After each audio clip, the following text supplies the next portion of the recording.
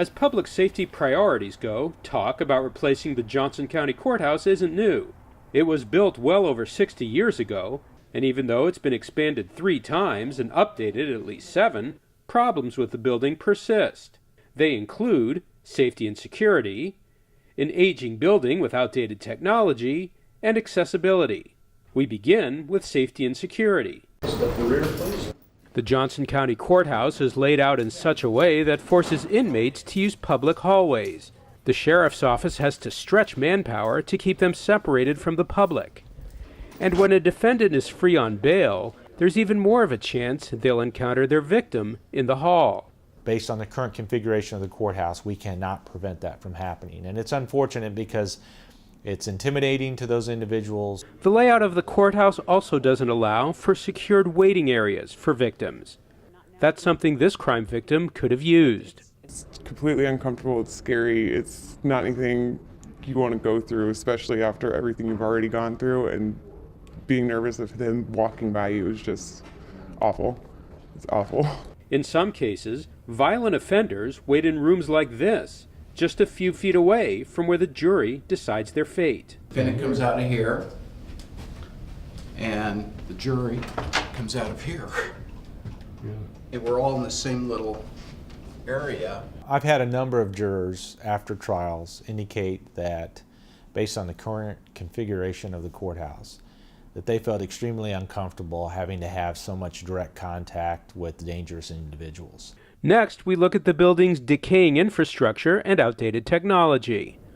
Crumbling walls, walls separating from windows, and a crack in an outside wall that starts in the foundation and stretches all the way to the roof. Water often leaks from ceilings and leads to additional concerns, like potential mold. Only 3 of the 23 courtrooms have modern audiovisual equipment. The other 20 rely on electronics that in some cases date back to the 80s, like these boom boxes. Finally, we take a look at the courthouse's problems with accessibility and complying with federal law that protects people with disabilities. The vast majority of courtrooms in this courthouse are not set up to allow a person with disabilities to come into the courtroom and testify. Most doorways are too narrow. It's hard for someone in a wheelchair to wheel themselves through. This man had to balance himself on his crutches while he opened his own door. As part of a new public safety initiative, county leaders are also proposing a new coroner facility.